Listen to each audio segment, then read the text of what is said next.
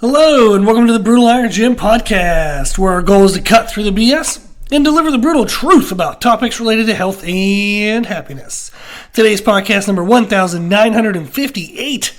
The topic is trainer education, and the title is Exercise Selection to Address Weaknesses, Lower Quads in the Squat.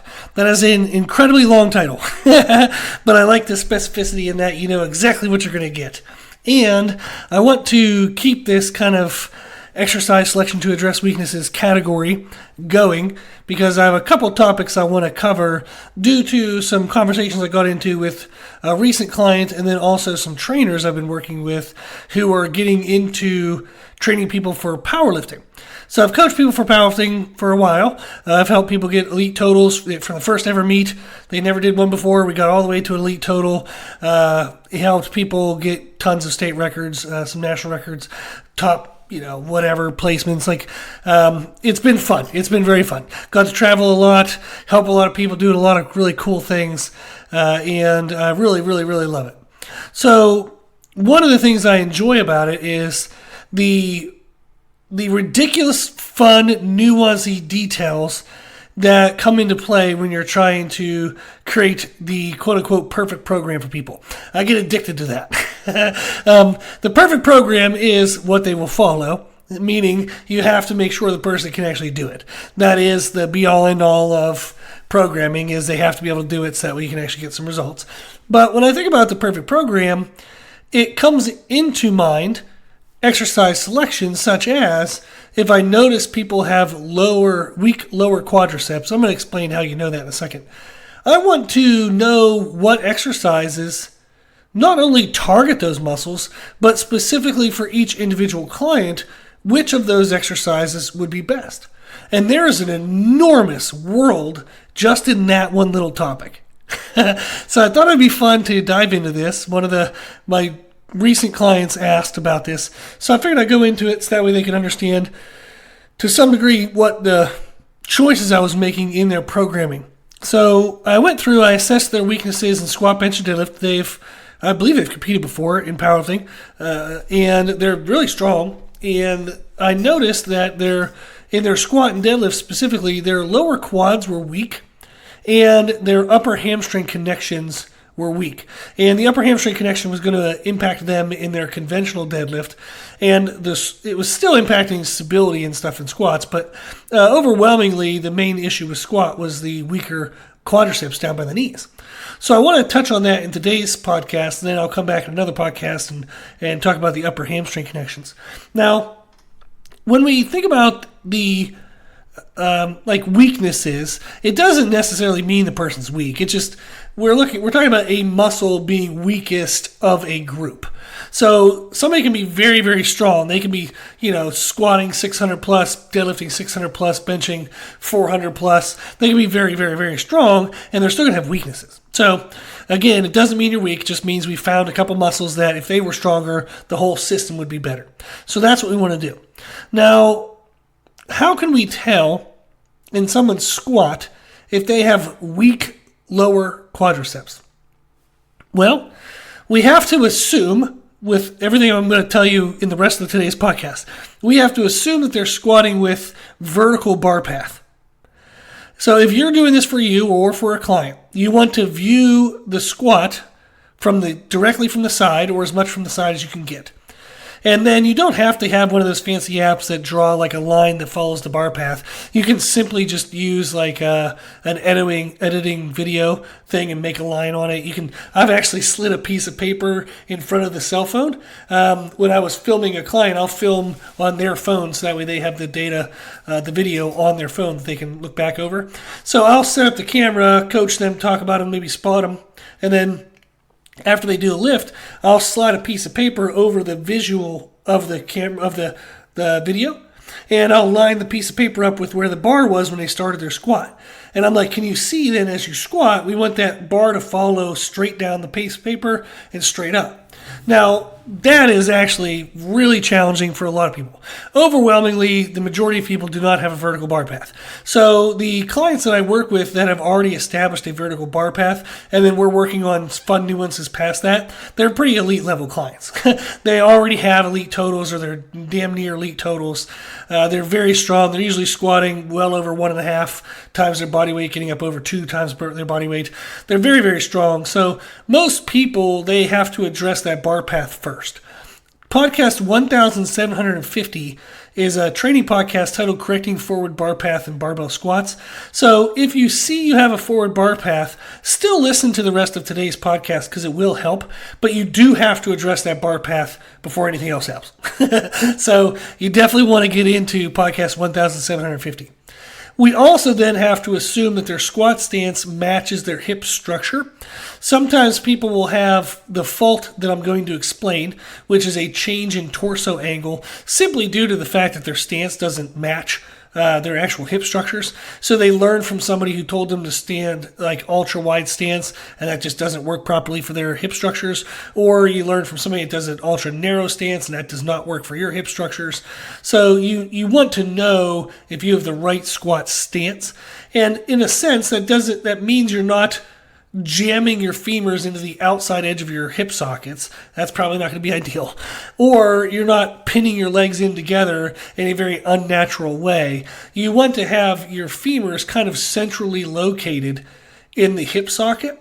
That's going to be a little more complex on how to figure that out. But that's just something I want you to hear because it helps you kind of understand is... For most people, I hate making assumptions, but for most people, that's going to be where their feet are at shoulder width, not hip width, shoulder width. And then you're going to be a smidge wider or a smidge narrower from there. There are going to be people who squat much different than that, absolutely. But if I'm going to give you a ballpark of where to start, that would be the ballpark, is have your feet as wide as your shoulders, the shoulder joints, and then start playing around from there what feels comfortable. One of the things we want to work on is, there's a podcast actually that'll help give you some more insight a little bit, is podcast 1868. It's a Q&A podcast titled, Should I Squat with Flat Feet or Heels Elevated? That will tell you whether you should be doing flat shoes or Olympic lifting shoes, and then it'll also touch a little bit on squat width as well. So that's going to be some good background podcasts to make sure that the rest of today's podcast can actually help you, because nothing we're going to talk about is going to have that great of an effect until you have your bar path corrected and you have your stance in the correct stance for your body type. It doesn't have to be lasered in to like the half inch, but it has to be near. Has to be near to it. So podcast 1750 and podcast 1868. You can always find older podcasts on our website, www.berlinegym.com. Now, what we want to look at is, let's assume now that we have the bar path corrected, we have the stance correct. What would we see that would then tell us, hey, this person has weak quadriceps? When they're coming out of the bottom of the squat, if their torso angle changes in the sense that their chest starts to point more towards the ground. So we have a certain degree of torso angle as we descend in the squat. And again, let's assume the bar path is straight. So straight bar path. We're going to have a torso angle that's going to be dependent on femur length, ankle mobility, blah, blah, blah. There's going to be a lot of stuff factoring into that. But femur length and ankle mobility are pretty good culprits there, or pretty good areas to consider. So we want a torso angle that as we descend in the squat, we get to what we feel is the bottom of our squat, and we start to ascend, and that torso angle doesn't really change. Now, it's going to slightly change as you squat, but what I mean is, as you went down, you should come up. So whatever torso angle or variable of angle that you had on the way down should be mimicked in reverse on the way up. What we would see with weak quadriceps is when you hit the bottom of the squat, as you go to come up, your chest actually angles further towards the ground, which means that the body is unloading the knees. The body is taking weight load away from the knees to allow the shins to become more vertical. That does mean then that it's shifting all the weight into your hips. So good luck to your glutes and lower back. And then let's hope your thoracic spine can hold all that pressure. But what it means is this is typically referred to as your hips are rising first. So somebody would hit the bottom of the squat, they would go to stand up, but their chest points further into the ground, their knees come back towards the vertical line, bar path, and then their hips actually go further away from the bar path.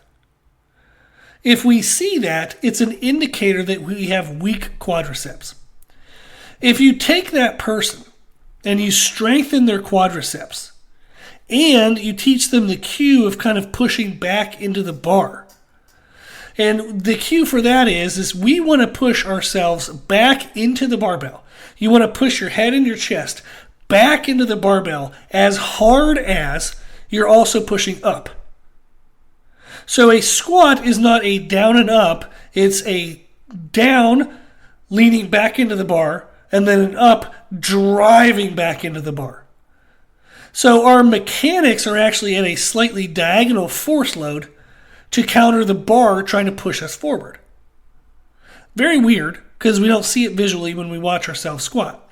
But the mechanical loading that you're feeling is going to feel like that. You squat leaning back into the weight, and then you squat up, like you squat down, leaning back into the weight. You squat up, driving back into the weight. So you want to push back into the bar as hard as you're actually pushing straight up. And that's going to keep your bar path truly vertical. That's going to keep the weight, the center of the gravity of the bar, over the midfoot to heels. And that's going to help you be much more balanced and easier to lock out the joints of the hips and the knees on the ascent, on the way up. So if we see that negative torso angle, we strengthen someone's quadriceps, we teach that push back into the bar cue, boom. I mean, people get crazy strong. Those two things fix an enormous amount of problems.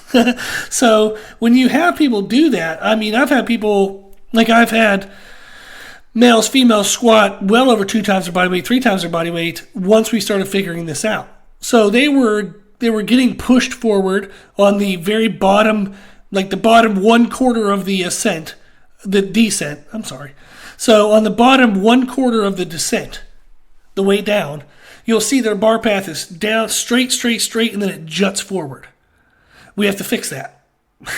And that's going to be positional awareness, learning external rotation. Maybe we have to play with the squat stance. Maybe we have to strengthen the quadriceps some.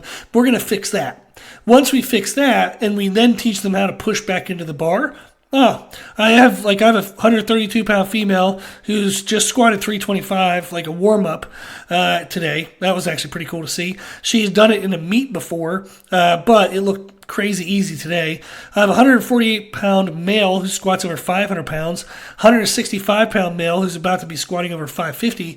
A lot of people over the years, I can go through a lot more numbers, but just to give you the context that at those body weight ratios, when you're talking about somebody squatting 2, 2.5, 3 times their body weight, proper bar path and positioning are paramount, because the leverages have to be absolutely perfect. There is no way you're going to use brute force to just fight through a bad position when something's 3 times your body weight on your upper back. There is no fight through bad positions. These people have to be technically perfect. Literally, technically perfect.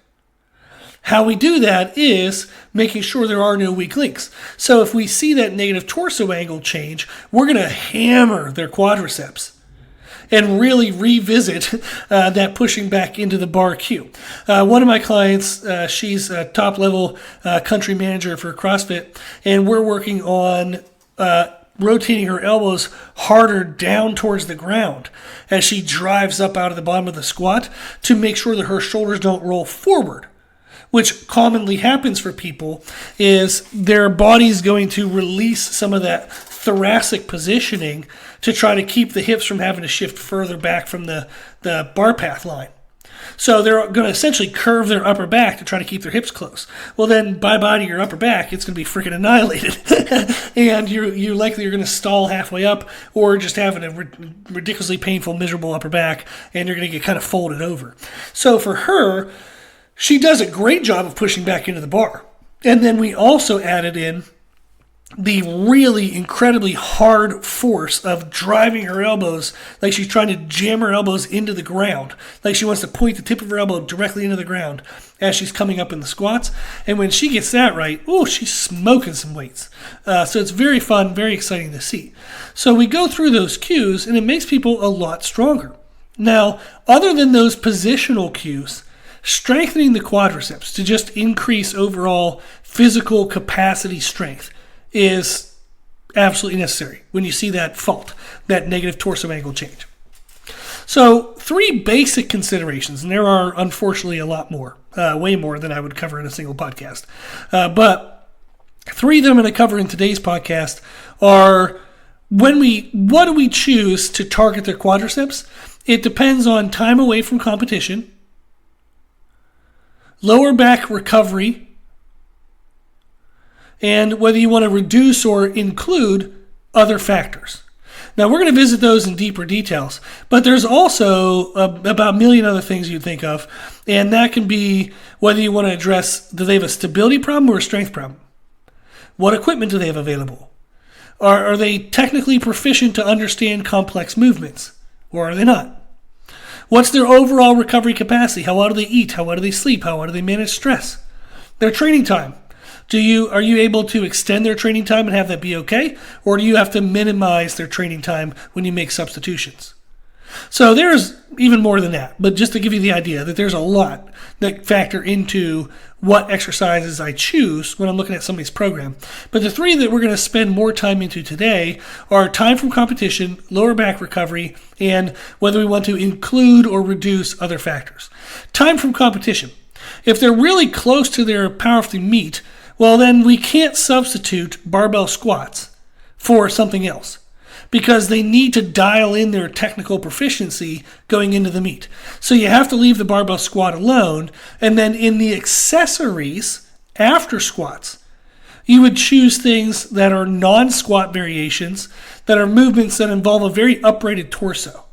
What you want to do is you want to maintain as upright of a torso during those type of movements as you possibly can, because if the movement, the degree of bend at the joints involved aren't coming from the hips, if it's a lower body movement, then it's coming from the ankles and the knees, and that's exactly what you need. So if we want to work the quads, we got to make those knees bend to crazy fun degrees that don't snap or break, but we got to really make everything be a knee bend movement, not a hip hinge movement. So if I'm working on lower quadriceps, I'm not doing RDLs. I'm not doing stiff leg deadlifts. I'm not doing wide stance, low bar box squats. You're going to not look for like vertical shin movements. You're going to be looking for things that drive the shins forward. That could be lunge variations. Now, it could be dumbbell lunges. It could be whether you hang hold, front hold, like front rack, goblet hold. You could do barbell lunges, whether that's front loaded, back loaded. There's safety squat bar lunges, transformer bar lunges, Duffalo bar lunges, blah, blah, blah bar lunges, whatever bar you can put on the person's back or front of their body. But you would just load them up with a million different variations of lunges. Step-ups. There's a lot of different variations of step-ups. You can also use machines like hack squats. Hack squats are freaking awesome for the knees because they involve pretty much nothing else when they do correctly. So I love hack squats, and I actually have a really good Magnum, old school Magnum hack squat that I think is arguably one of the best hack squats ever. And I've owned like the Nebula hack squat and some other really good ones too. But I really like the Magnum. And then there's like pendulum squats, like Wadger Squat Pro. Arsenal makes like pendulum squats. There's a lot of different types of squats out there, machines. But you would look for something that's an uprighted torso. You want the degree of challenge, like the degree of bend involved to be coming from the knees and the ankles, not the hips. Now, when we're further away from competitions, we can substitute barbell squats for other variations. So we can do front squats. Front squats are a great way to involve more quadriceps into a squatting mechanics. Now, with front squatting, there's a lot of considerations. Do we want to Do I want to increase the thoracic challenge if I want them to also work on their balance control within their feet? Like, do I want them to work on having to control their center of gravity as well? And have it be an equal challenge of managing center of gravity during the descent, which they have to manage via just controlling the pressure in their feet and external rotation of the knees, as well as having the quad focus. If I want that to be an equal challenge, I'm going to pick something like a straight bar. It's in like typical, like maybe a zombie squat. Zombie squat with a straight bar, you will hate me. Every client I've ever made do that right now is going, yep, I hate him. So zombie squats, straight bar, freaking horrendous. But if you want to reduce that thoracic challenge, you want to reduce some of that center of gravity control, you can start to do, instead of zombie, you can have them actually hold the bar, like do a front rack position. You can also use slightly bent bars or cambered bars, like Duffalo bar or an actual camber bar. You can use, there's tons of things. But the idea is you would want to reduce the degree of sensitivity to their elbow positioning and their shoulder positioning if you want to reduce their thoracic involvement and or positional balance. If I want to overload the lower body, maybe I want to completely take away as much of the thoracic positioning and lower back as I can, I'm going to use a camber bar because that really overloads the hips. And really, you can't kind of muscle it up with your lower back. So that's very isolative into the lower body. So that would be a great kind of choice. Then you have things like safety squat bar. You can make them do safety squat bar. That's essentially like an ultra high bar squat. That one is a little challenging because it's very taxing on the body in lower back and thoracic stress. So it kind of depends on, our second factor is how much lower back recovery capacity do they have given the rest of the program. So the first thing is time from competition. If they're closer to the meets, you have to substitute the accessory movement, not the main squat. If they're further away from the meet, you can substitute the accessories and or the main squat of the day. The next factor we have is lower back recovery capacity. If you're really pushing their deadlift, so again, if you're closer to a meet and you're trying to peak out the deadlift, you cannot play around with the squats. You cannot do anything that overly involves increased lower back stress because you don't have the capacity for it. So you got to be super duper nice with what you choose. You're looking at like basically dumbbell hang hold walking lunges. There's not going to be, they're doing it correctly. There's not much lower back stress there. Dumbbell hang hold step ups, not much lower back stress there. You're being super, super friendly to the lower back. If they're off season or away from a competition, you can actually use this as a chance to address not only the quadricep weakness, but also lower back stability and bracing weakness. So you can do variations that are more aggressive on the lower back. So that kind of depends on where you're at as relative to the meet as well. And then the third thing we said was reducing or including other factors. So like we said, do I want to work on bar path correction, foot balancing position? If I do, then I'm going to increase the sensitivity to the bar positioning, so that's going to be front squats or zombie squats. Do I want to include athleticism? Maybe the person is an athlete. So, okay, I'm going to do a lot more jumping movements. I want to use vertical jumps, like continuous vertical jumps, depth jumps, drop jumps, broad jumps, bounds. Those are all great ways to strengthen the quadriceps, but they have much more of an athletic feel. Now, they're more taxing on the connective tissues and the joints, so I wouldn't be doing that necessarily with a powerlifter who's squatting, 3 times body weight and also deadlifting crazy heavy in the same program. But I do have powerlifters who do jumping drills. It's just when we're off season, I'm working on explosiveness. I'll pick more connective tissue friendly movements, and or I will have dropped down their deadlift volume or picked an underloaded squat variation. So for example, they can't front squat as much as they would typically back squat. So if I'm going to do a challenging squat variation that I know will be significantly lighter than your typical squat load, then I know I have recovery capacity that I can play with and add to the stress of the accessories by using things as jumps. But if I'm doing an overloaded squat variation, say a Hatfield squat with a safety squat bar with hand assist, they're going to be freaking going nuts on that. They're going to overload themselves, and therefore I have to pull back the accessories and not do really much stress at all in the accessories. So it depends on the main lift variation, whether I'm picking an overload, underload, or just normal loaded variation will also determine whether I decide to include or exclude other factors into the accessories. So there are kind of, to me, a lot of fun nuances when it comes to specific exercise choices to address specific weaknesses, such as the lower quadriceps being weak in the squat. So when we think about the typical workout format, I'm going to have some kind of movement prep. Podcast 1112 will teach you that. Then we're going to go into the main lift for the day will be a squat. And like if we said, if they're close to a competition, it's going to be a barbell competition squat. If they're further from the competition, then you can substitute that squat out for whatever crazy fun thing you want. Then they're going to go into their accessories. Typically for the accessories for squats, we're going to pick something that focuses on the lower quads and something that focuses on hip hinging. So if I've substituted the main lift for a quad dominant squat, I'll then still do a lower quad accessory, but it'll be less aggressive. Something like we said, like walking lunges or step-ups. But if I kept the barbell squat, like their typical competition squat, as the main lift, then I would be a little more aggressive in the lower quad accessory choice. However, again, that does depend on whether I'm close to a competition. So for example, if they're really close to a competition, I'm not going to have them back squat and do all the volume they should have to prep their CNS for the competition for back squat and then tell them to do a bunch of sets of front squats. Good God, they're going to die. And all of a sudden their deadlift is going to go to shit because they're going to have no thoracic stability. They're going to have no lower back and glute strength. And you'll notice that their deadlift starts to tank within a few weeks. So that tells you that you've overloaded the accessory in the squat day. So tracking the lifts, making sure you're not overstressing in the accessories, make sure the main lifts are always still progressing, is very important on choosing which exercise to pair with that accessory movement. So again, the three considerations we talked about are time from competition, lower back recovery, and whether we want to reduce or include other factors along with the quadriceps being focused in the movement. But as I said, there are other things. Do we have stability problems? If they have a stability problem, meaning their knees are like caving in, you're not going to be worried as much as, well, you're going to be worried about strength, but you're also going to include stability issues. So instead of zombie squats, maybe I'll have them do zombie alternating reverse lunges.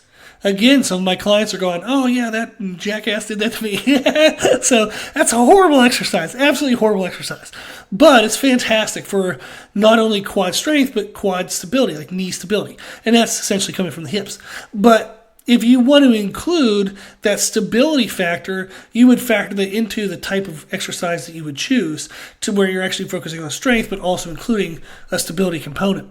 Also, equipment available. Do they have a safety squat available? Do they have a camber bar? Do they have machines? What do they have available to them? And making sure that your program actually matches what they have. Their technical skill. I'm not going to ask them to do some crazy, highly technical crazy thing if they don't have the kind of awareness or proprioception, body coordination in order to do those type of things. I want them to feel successful. I want them to get a good stimulus. I don't want them to have to spend 8 weeks trying to learn some technical skill when we're just throwing away 8 weeks of possible progress. Well, also overall recovery capacity.